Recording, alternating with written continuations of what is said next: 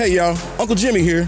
When you speak for yourself, you're forced to think for yourself. And when you think for yourself, the sports world looks different. In order to enjoy this podcast and this show, you need to have the courage to look at the world from alternative points of view and not be offended when you disagree.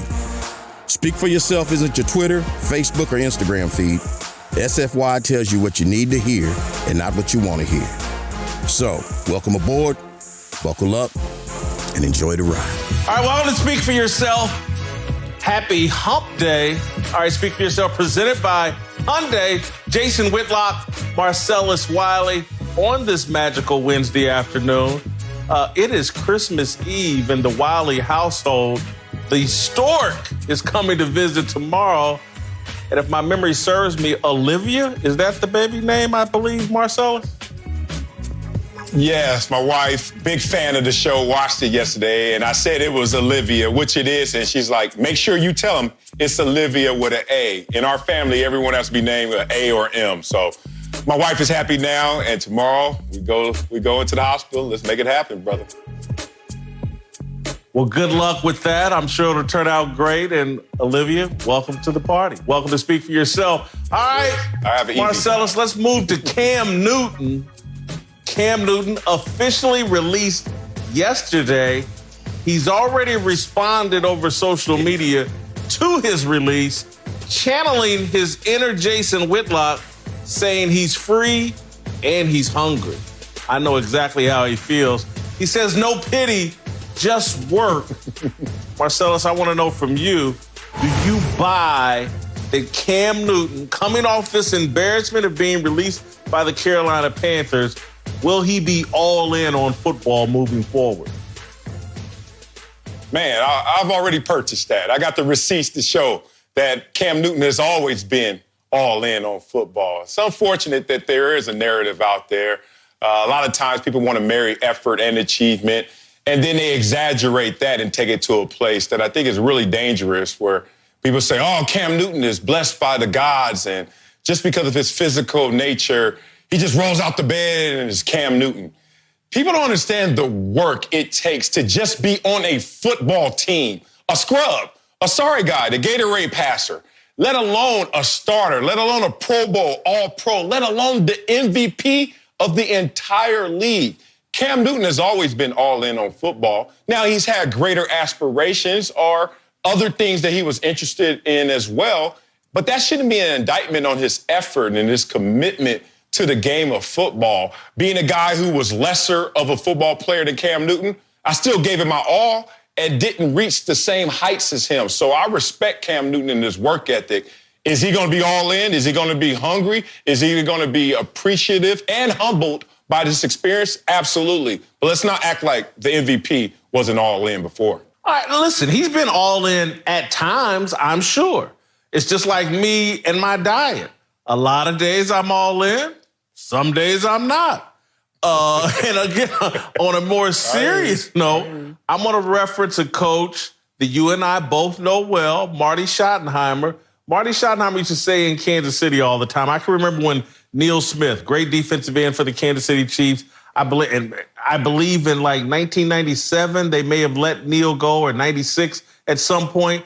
And Marty's question about Neil Smith, Neil opened a restaurant in Kansas City and it was a little nightclub at night as well. Great Louisiana restaurant he brought to Kansas City. And Marty's question was, hey, man, you can only serve one master. You can't serve two. You can't be a restaurateur and a great football player in terms of the kind of money you want to get paid and continue to be paid. And I'll never forget that. And this is how coaches think. And so when I look at Cam Newton with the fashion, with the hairstyle, with just everything, with him saying at the combine when he came out, I want to be a global icon. Football isn't enough for everybody. Football wasn't enough for me as a mediocre, mid-major college football player. My coaches used to look at me and be like, oh, this football thing ain't enough for you.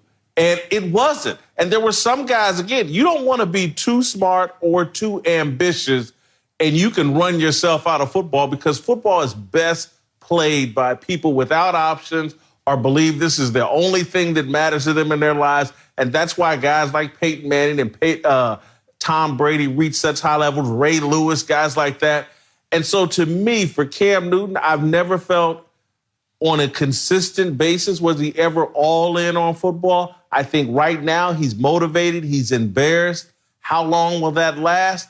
I'll start believing Cam's all in on football. And I say this in all seriousness, when he cuts his hair. My God. You know what's funny about this? These items of perception that we use to now throw on him as it weighs him down in terms of his success and his career, which is really unfortunate. With, like, let's be real about this. Like, whatever Cam Newton is interested in terms of fashion and wearing scarves or whatever rapper he wants to dress like, Mary Poppins. That doesn't cause a Liz Frank injury. Like, let's be real. That doesn't throw your shoulder out because you dress like A$AP Rocky. Like, they don't go together, but they're easy and convenient narratives for us on the outside to attach and map to him. I always tell you the story of when I started DJing day one of my NFL career. And as I climbed the mountain, I kept DJing. And when I was getting 10 sacks and 13 sacks and being a part of the franchise as one of the faces, DJing, owners are telling me, can you DJ my party? I'm doing ESPYs, everything.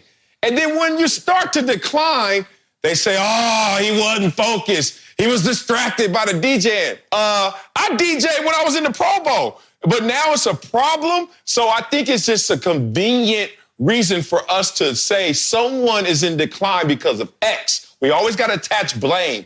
But in this situation, the two don't correlate. He's all in. His success has shown us. His ability has shown us. And now he just needs an opportunity to continue to show us. Listen, I'm going to take Michael Jordan, who I think is the most accomplished individual athlete, you know, other than Tom Brady, maybe ever, or he's right there with anybody. Michael Jordan wasn't always consistently all in because he had so much talent. He could party harder. He could gamble harder. He could push the envelope in his personal life. And he certainly built an amazing business with Nike and the Air Jordan shoes and all that. But there was great synergy to me in terms of what Michael Jordan did, in terms of being a guy that people wanted to play with and play for, the partying, the gambling and all that. That goes along with locker room camaraderie. Selling Nike shoes, that's all part of his basketball vision. That's a part of him being a great basketball player. I think you can have other endeavors and still achieve at the highest level as an athlete. But with Cam, when, to me, the whole fashion thing and just how far he takes it, it doesn't work at that position from a leadership perspective. I don't have a problem with Cam wanting to do other things. There's a time and a place for it. And right now, in the middle of he's only 31, 32 years old. Right now, in the middle of his career, I think all of these guys should be trying to max out at the quarterback position as football players because there's so much enormous wealth to be garnered from it. I don't think you need all the other outside activities. This isn't 1978 or 1974 when Lenny Dawson had to be a television reporter at the same time he was putting together a Hall of Fame football career. Cam, to me, has never fully committed to the game of football, and it's going to be he's going to have a nice career. He's been an MVP of the league. He's played in the Super Bowl. He's made a bunch of money. Has he lived up to his full potential? And I get it. The injuries are definitely a part of it. That's maybe 60% of the reason why he may not accomplish all that he could. But this other 40% that's out there, I think some of it has to do with his lack of focus and not being all in. Wow. 2015, he wins the MVP. 2018, he puts himself in the running for another MVP. How many multiple MVPs are walking around on this planet? He puts himself in that conversation and gets injured. And all of a sudden we say, what outfit was he wearing? Because that's the issue right there. Versus, I play with guys who didn't leave the house, all in on football, eat, sleep, drink football. And coach, when the guy was struggling, coach would come to him and say, you know what you need to do? Relax a little bit. You need to get out a little bit. Hang with the guys. Go have wings and beers with the guys. It never is enough when you're not successful. So whatever your behavior is, whatever your attributes are, if you're successful, we're fine with it. Russell Westbrook, dress how you want as long as you're out there getting triple doubles. When you have a problem with someone or an issue or the team is not doing as well, all of a sudden we start looking at his V-necks a little different. I think Cam is just falling victim to another cosmetic response to what his game is. He's been injured. No one can predict will he be healthy or injured again. But we need to stop indicting him in terms of his work ethic and in terms of his talent, because when the guy is healthy, the guy is all world. All right, Marcel, we don't have as much time, but I do want to address this about Cam Newton. What's the next best landing spot for Cam Newton? I think there's an obvious, clear choice out there. I think Cam Newton to the Miami Dolphins and Brian Flores is a home run opportunity for Cam Newton. I think it's a potential home run opportunity for the Miami Dolphins. I think Ryan Fitzpatrick is a guy that, you can't really build around that. The Dolphins would like to draft Tua Tagovailoa.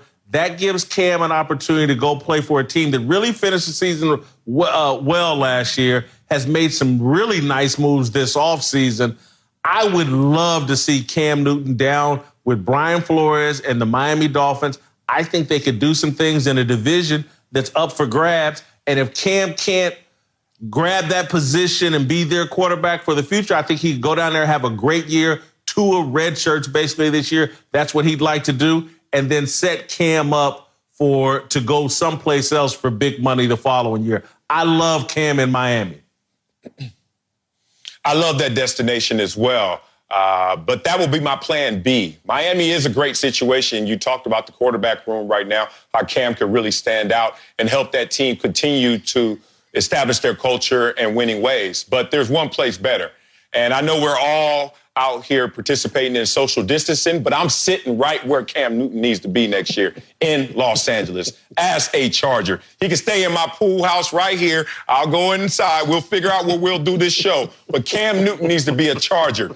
This is a top 10 offense, Whitlock. This is a 6th-ranked defense that has added players to the defensive and offensive side. If you talk about Pro Bowl starters on the offensive line, like a Trey Turner, and then you talk about adding Chris Harris Jr., this is a team that's gotten better and was 12-4 last time we saw them fully healthy.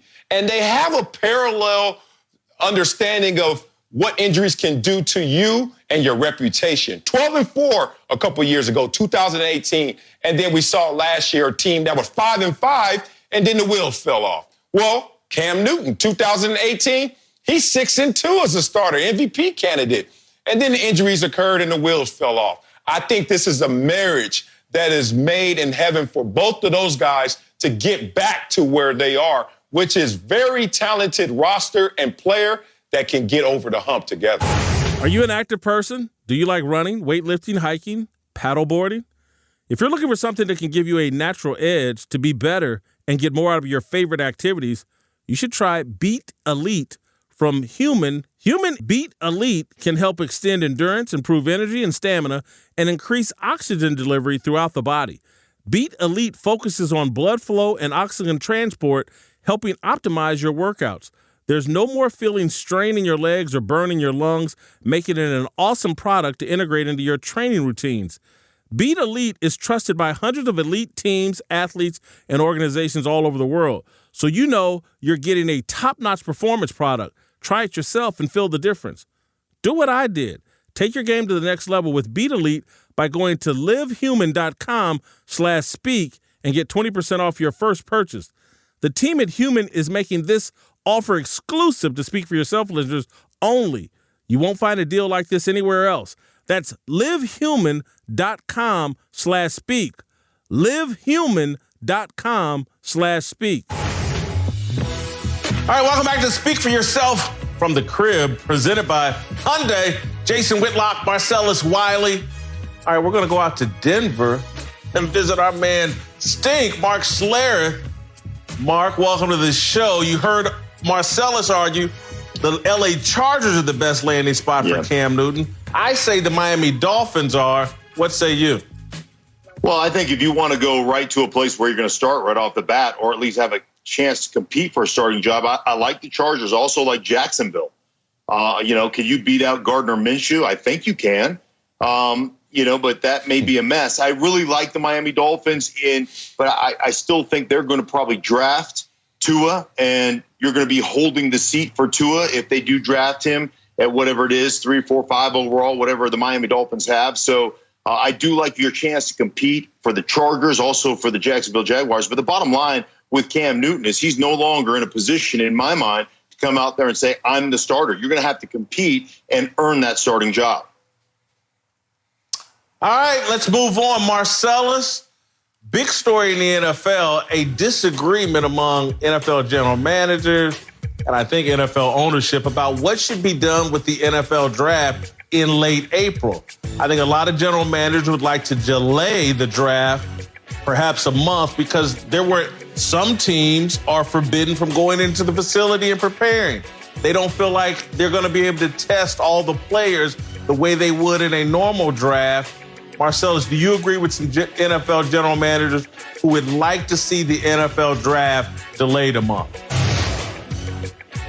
No, I don't. I don't agree with them. To be frank and to be real about it, going through the draft process as I did before, right now the coronavirus didn't interrupt the draft process. It just interrupted GMs from second and third guessing themselves through this process. I think they all need to grab a copy of Malcolm Gladwell's book, Blink, and understand how you can make snap critical decisions pretty fast if you know what you're looking for and you know what you want.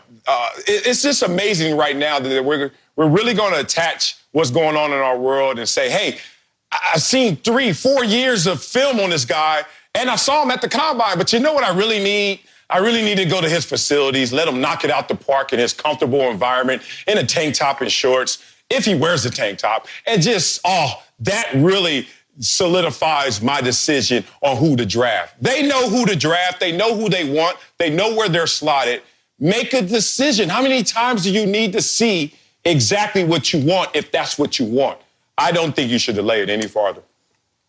Mark, thank God you're here. You've got actual Super Bowl experience. Marcellus has none. Please set Marcellus straight. Right? No, I totally agree with Marcellus. I'm like, this is nothing more than an excuse. This is nothing more than an excuse not to do your work. Like, listen, man, put on the film. The film will tell you if a guy can play or not. You know what this is? This is a bunch of people that want to go poke and prod and go through physicals and do all those things so they have more information so they can quantify whether a guy can play or not, and so they can build in an excuse if a guy doesn't play well, say, hey, it wasn't me. Look, he ran a great 40. He did the bench press a bunch of times. He was great in his individual workout when we went to his, school, and it's our coaches that can't get it done. So we can fire coaches, rehire new coaches, and I never have to lose my job. Like, that's how I look at this. Do your job. Study the film. The film will tell you whether a guy can play or whether a guy can't play. You don't need any more than that. And I'm 100% with Marcellus. This is nothing more than quantifying your opinion as a general manager so you don't have to, or a scout, so you don't have to take any responsibility for drafting garbage. Hey, still at this point in the NFL, the first round is still a 50-50 crapshoot. 50% of the guys flame out and don't ever play well. Like, you need this extra time to be 50%? Last time I checked, 50% when I was in school was an F. Could both of you guys do me a favor after this show? Please go to chess.com and sign up, because I want to play both of y'all in a game of chess. Y'all love making snap decisions. Y'all love not thinking about anything. They're making the biggest decisions of their lives. General managers and these executives, their careers on the line when they do blow these picks. They want to be able to sit down face to face and interview these guys in as much detail as possible. You're about to hand young people a bunch of money, and you think you don't want extra time to think about it, or the normal amount of time to think about it before you draft somebody really high in the draft, hand him millions of dollars, and then figure out, oh, my God, this guy's a nut job or this guy isn't going to do the right thing with it. Of course they should delay the draft a couple of weeks, 3 weeks, a month, something to give these guys the normal preparation. If you think they blow it 50% of the time with the normal prep, what do you think they're going to do with less prep? Maybe they blow 75% of their picks. I can't believe both. I'm shocked that both of you guys think this is a silly suggestion to delay the NFL draft. But let me move on to my other favorite topic, Antonio Brown, and the possibility of him joining Tom Brady down in Tampa. This has always been rumored about that AB and Tom Brady want to play together, same place. I happen to think it would be a mistake. I think they have an embarrassment of riches at the wide receiver position in Tampa. I don't know if adding AB would be the right move. Marcellus, do you think AB to Tampa, does that make sense to you? It does make sense. From every level, on the field, off the field as well, if you think about it. AB and his relationship with Tom Brady, I think everyone knows that they have a good relationship and they work well on the field together, which is even more important. But also, what's going to surround AB in the locker room, in the meeting room, on that field? And there are two people in charge that I know that AB would have to have tremendous respect for. And that's Bruce Arians. Everyone knows his personality. Oh, you better not mess with Sue. Sue on them 1-year deals, so you know what? Sue ain't all in. It's Bruce Arians, and it's really Byron Leftwich, my former teammate, who is a real good guy who doesn't just say what you want to hear, but also is nuanced enough and sophisticated enough to deal with all types. I know him very well, and he's a tremendous guy in that locker room with tremendous presence. I think that's going to give AB stability and a receiving room in terms of that core receivers, Godwin, Evans, that AB has to walk in and stay on his toes to keep up with those guys. I think that's a great situation, not a hindrance, but a blessing that AB has to still go into a room, not look around and say, it's me or nothing. It's me and other guys who can get this thing going as well. Let me show you on my best behavior that I'm still AB, a future Hall of Famer. Slareth, you there? Stinky Dicky Dog. Yeah, I am here, man. Listen, as far as AB is concerned for me, there are 32 places where he's a wonderful fit if he's just under control, because that dude is a guy that you just flat out can't cover. So he's a great fit from that scenario, his ability. Bruce Arians is a 3-wide receiver guy. He wants 3 wides on the field most of the time. So I think that's a great fit. Chris Godwin is one of the most complete football players I've watched play. His ability to block and be invested in doing the dirty work. I love all that stuff about the fit there. So I just think he has to go somewhere where he's got such respect for the people around him. And there's nobody that he respects more in this league, obviously, than Tom Brady. Bruce Arians is another guy that I think demands respect from his players. I think it's a perfect fit for AB. I'm blown away. I'm listening to this. I just want y'all to think this through. And I'm saying this in all seriousness. It sounds like a joke, but I'm being dead serious. I've seen AB on video talking crazy to women who've had his child. When we start talking about respect, AB doesn't respect anybody. And it's nice that he and Tom Brady get along, but this dude is the ultimate wild card. And I think, to me, dropping him into a receiving room that has guys that are that good in Mike Evans and Chris Godwin, I think that could really blow up. The guy couldn't get along with Juju Smith-Schuster, and he's much better than Juju. What's he going to do when these guys are in the prime of their career, maybe at this point just as good as Antonio Brown? I think that could be a very volatile situation. That's a me guy that just sat out a year, had his Hall of Fame credentials damaged. He's going to come into that situation desperate and wanting the football and wanting to put up the numbers he's used to. And it probably just won't happen in Tampa because there's an embarrassment of riches at the wide receiver position. And Tom Brady's going to throw the ball to the appropriate place, not to the guy that's complaining the loudest. I think that could be a very volatile situation for Antonio. I just don't think Tampa with their receivers is the right spot for Antonio Brown? Now, the same reason you say that it's a bad place, I think it's an amazing place, because what really happened in Pittsburgh in terms of Juju Smith was the relationship with Ben Roethlisberger eroding, and then Juju Smith benefiting from that eroding relationship. And Antonio's like, hey, wait a minute. That's when owner's mentality comes in, when he's talking about his relationship with his quarterback. In this situation, Tom Brady wouldn't play him to the left. Therefore, he wouldn't have that anger, and that wouldn't be his issue. I think Antonio, the competitor in him, says, I'm better than everybody, but even if you don't give me all of the throws and I don't get all my numbers, at least it's because you think that guy is good or that guy was open. It's not you're trying to be passive-aggressive with me, therefore helping someone else out that doesn't necessarily deserve it in those moments. I think there's one guy that has been on Antonio Brown's side this whole time, and that one guy is Tom Brady. And he has respect for Tom. He may not respect anybody else in the world, but Tom Brady has had his back since day one, and that's the one guy I think he would acquiesce to. Look around you. It's a wireless world, and everyone needs a great pair of wireless earbuds. But before you go dropping hundreds of dollars on a pair, you need to check out the wireless earbuds from Raycon. You already know Raycon earbuds start at about half the price of any other premium wireless earbuds on the market, and that they sound just as amazing as other top audio brands you know. And Raycon's latest model, E25, is their best one yet, with 6 hours of playtime, seamless Bluetooth pairing, more bass, and more compact design that gives you a nice noise-isolating fit. Raycon's wireless earbuds are so comfortable and perfect for on-the-go listening and for taking phone calls. Raycon was co-founded by Ray J, and celebrities like Snoop Dogg and J.R. Smith are obsessed with the brand. Pick up a pair and see what the hype is all about.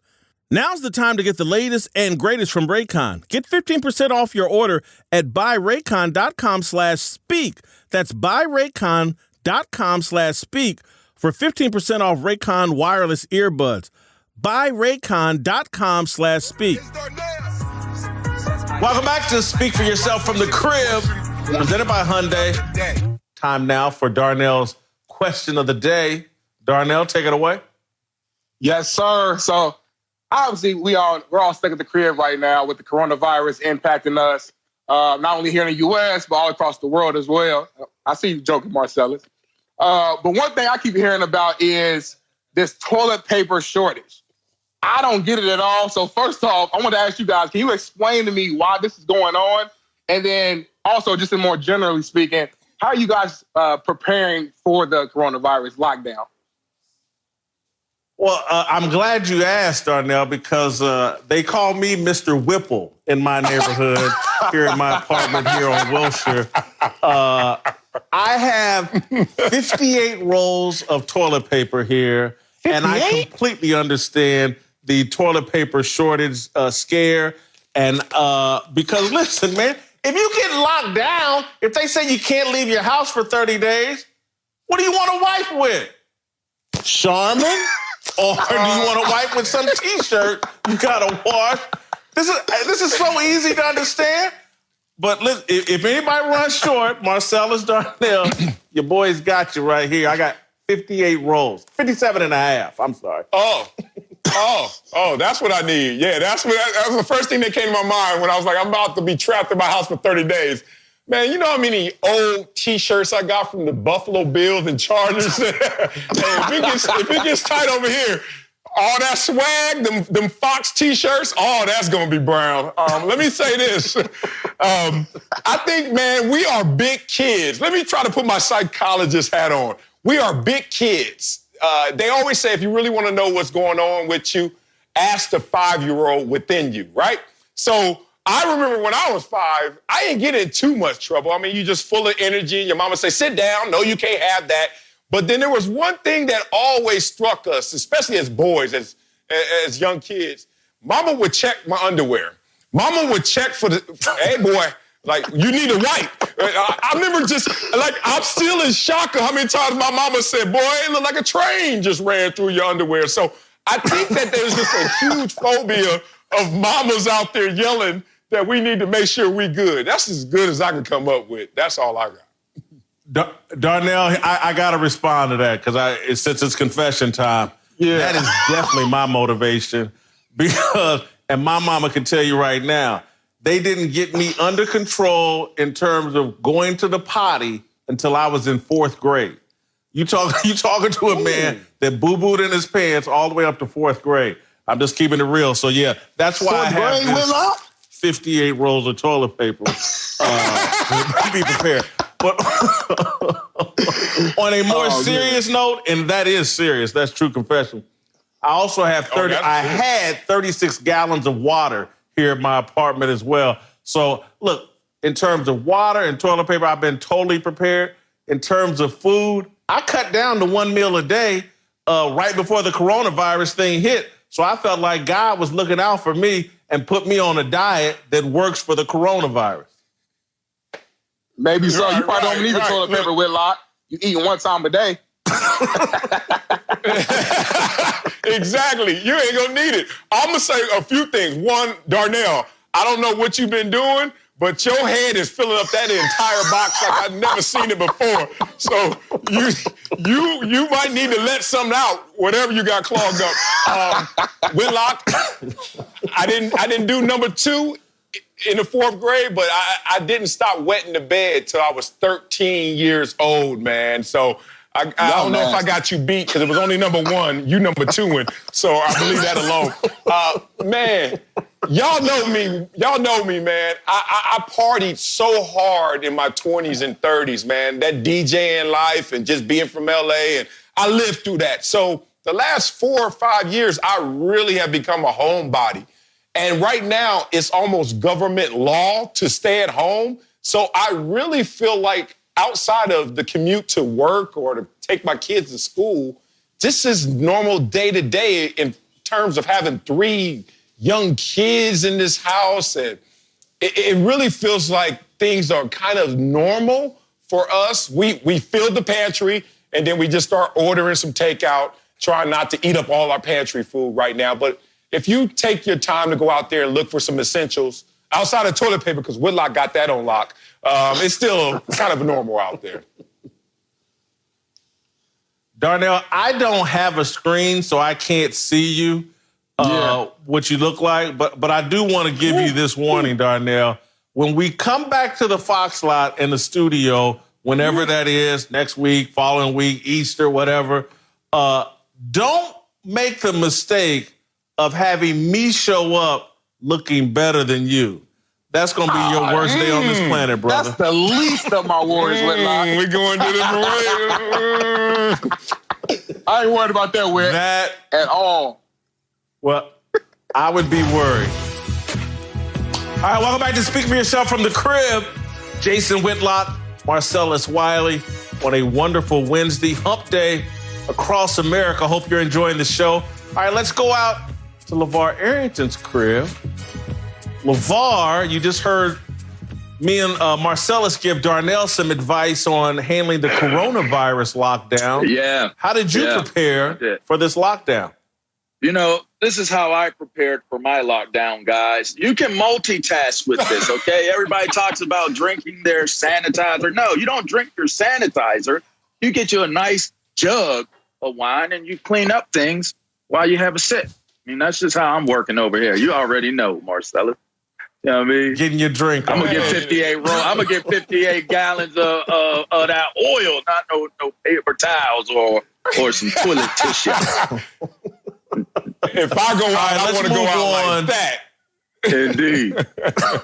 Let's move on to Deshaun Watson and the Houston Texans, and a silly rumor, in my opinion, that somehow Deshaun Watson could end up with the New England Patriots. This has all been fueled over social media, of course.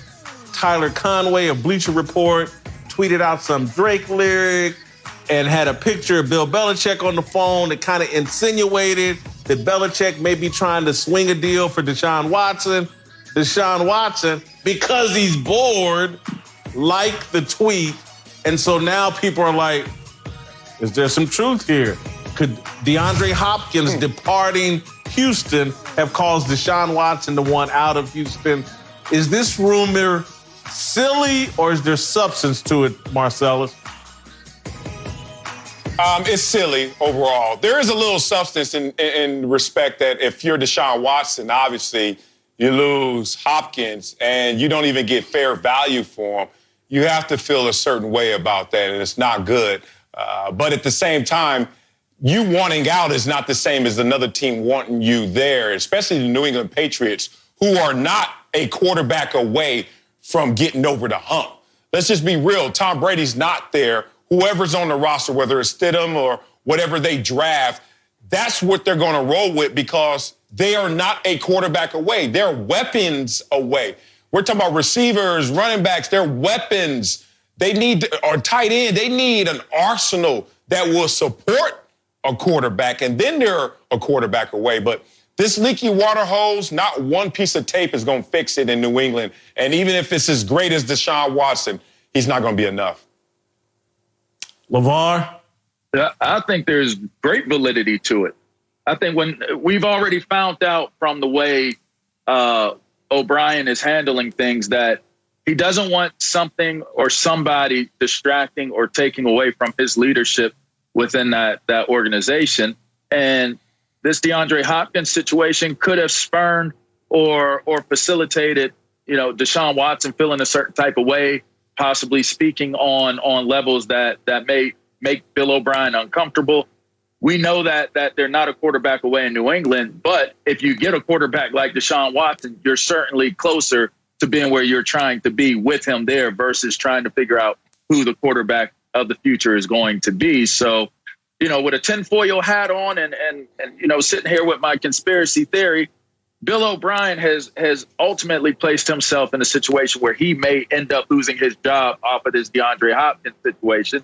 He's going to end up back in New England at some point anyway, Whitlock and Marcellus, right? So why not send your quarterback there before you get kicked out and you go be his offensive coordinator the rest of the way? That's the best point you made, is that there is a bullseye on Bill O'Brien. And it's not just about DeAndre Hopkins. You got to remember, he gave up major assets last year to get Laramie Tunstall over there, and people thought that was a bad trade. Him working as head coach, general manager, in a lot of people's minds has been a disaster. However, there's no one in Houston, no one, who would allow this man to send Deshaun Watson to the New England Patriots. What would the Patriots have to offer? The McCourty brothers, Tom Brady's Hall of Fame plaque, Ty Law's Hall of Fame plaque. Well, I mean, seriously, Deshaun Watson is perhaps the closest thing to Patrick Mahomes. And that's not that close, but it's the closest thing to Patrick Mahomes. And you're going to send him to New England? Are you kidding me? No way in hell. This is a silly rumor, LeVar. I can't believe you're giving this a moment's worth of credibility. If we would have said that about DeAndre Hopkins, we would have said that's a silly rumor. We would say it's a silly rumor hearing about DeAndre Hopkins. A diva wide receiver getting traded? That happens. Listen, the ghost of David Stern would come back and stop this trade. It would be just like the Chris Paul trade if they tried to move Deshaun Watson to New England Patriots. Football fans would have the right to riot. You're going to hand Bill Belichick Deshaun Watson in his prime, a guy with that kind of character, that kind of pizzazz, that kind of commitment to the game. This is silly talk over social media. Deshaun Watson just having some fun. Marcellus, I know you agree with me. Yeah. You had me when you said pizzazz. I was like, ain't no way they're going to let somebody with pizzazz out of Houston. So, no, I'm with you, man. But it's weird. We live in a time where Stephon Diggs goes on Twitter because he's unhappy in Minnesota. He's been there for a while, unhappy. And because of that, other teams got interested and started to make the trade, and they got a first rounder for Stephon Diggs, who's great.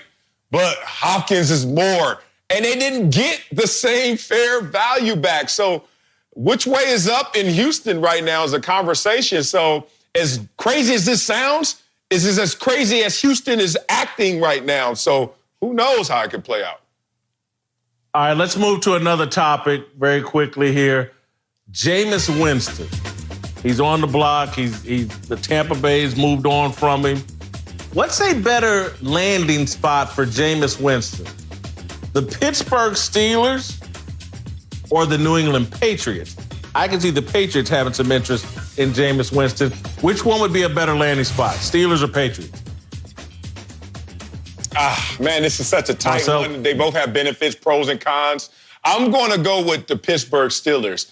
Before I say that, though, I just want everyone to know that when I get released or not picked up by a team, I know it sounds great that, I'm going to go make some calls for you and talk in good favor of you, but the best favor is not talking about me, is actually doing something for me. So I don't know if teams receive that with a grain of salt, because if Jameis Winston was all that, at least make some form of offer, even if you got Tom Brady, because Brady's not playing forever. That said, Pittsburgh, one, the backup has been getting exposure more so with the injury to Ben Roethlisberger. Two, the situation in terms of having a strong defense that's going to keep you in these games is going to be a great situation. New England this year, we know offensively they're going to be challenged, and defensively we thought that they were a little overhyped, a little worse than the numbers suggested. So Pittsburgh just seems like a more solid opportunity, and maybe an opportunity, a glimpse of hope to get an old Roethlisberger out of there sooner than later. LeVar? Yeah, I think it's easily Pittsburgh. I think it's a softer landing point for Jameis Winston. If you're looking at the history and the ability to take a quarterback and give him an opportunity after having a career somewhere else, I mean, Mike Vick is the first name that comes to mind for me, and taking a interesting situation from his past and turning it into a positive one. We keep talking about Jameis Hold Winston. for a second, LeVar. Hold for a second. There's major news has happened. Major news has happened. Listening to both you and Marcellus talk, I've now concluded Bill Belichick has retired. Bill Belichick has retired because, I mean, clearly going to play for the coach who took a 6th-round pick and made him the greatest quarterback of all time. Oh, that's terrible. That's the Pittsburgh Steelers offer a better opportunity than that? Are you kidding me? He gets a chance to play for Bill Belichick that made Tom Brady the greatest of all time, but that's not, and he's got a chance to start and not sit behind Ben Roethlisberger? Bill Belichick is retired. Okay. Hold on, Stephen A. Whitlock. I got this, Stephen A. Whitlock. Hey, look here. It's going to be very I ain't lost that much weight. I know, that's right. It's going to be difficult to come in. It's not about Bill Belichick. It's about fitting into what you have to fit into after that void left by arguably the greatest football player and possibly team sports football player in general and period. So when you look at what can take place, yes, the coaching is superior. I would give you that.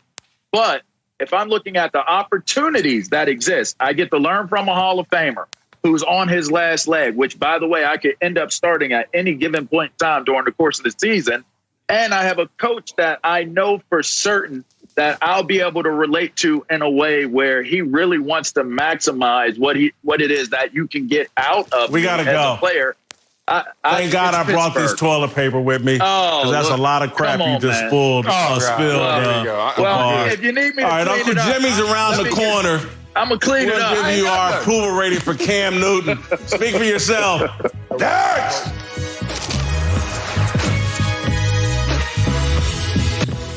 All right, welcome back to Speak for Yourself from the Crib. Jason Whitlock, Marcellus Wiley. All right, let's go out to Uncle Jimmy's humble abode.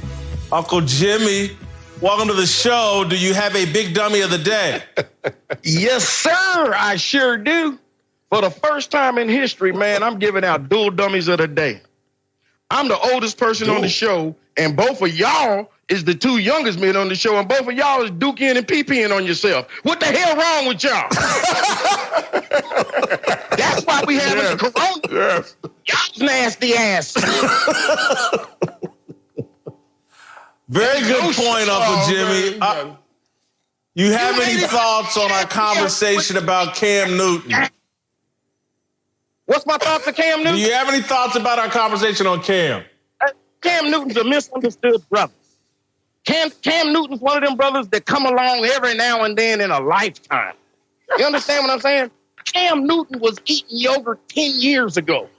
We didn't know that today yogurt would be the only thing left on the shelf. You understand what I'm saying? Practicing social distancing from his barber 2.5 years ago. Okay? Now, the way things is looking to me right now, me and Cam are the only two people that are actually practicing social distancing. I don't know about you two Hollywood elitists. And as for you, my nephew, everyone's not able to have their hairdo sent in from Amazon. So how are we going to judge this brother for that? Where Not bad up Forget all Jimmy. this. What are you wearing? Where do you live? And what's going on? I'm in my personal business. Why are you worrying about mine? All right, let me get to my Cam Newton approval rating. I'm glad we got to this week. Cam Newton, I got him at a 43. Scout team. He's falling off. He doesn't have a job, so job performance is down toward the bottom. He just got released by a team. His all-time greatness has to take a dip. I got him at a 43 scout team, Marcellus. Like to me. Man, you see my trophy case back here? None of them have an MVP on it like his does. He's an all-star still, even without a job. Come on, Cam Newton, get a job, brother. It's coming. All right, the internet has him as an all-star as well. So they agree with you, not me. All right, that's it for us today. We'll see you tomorrow. Yes,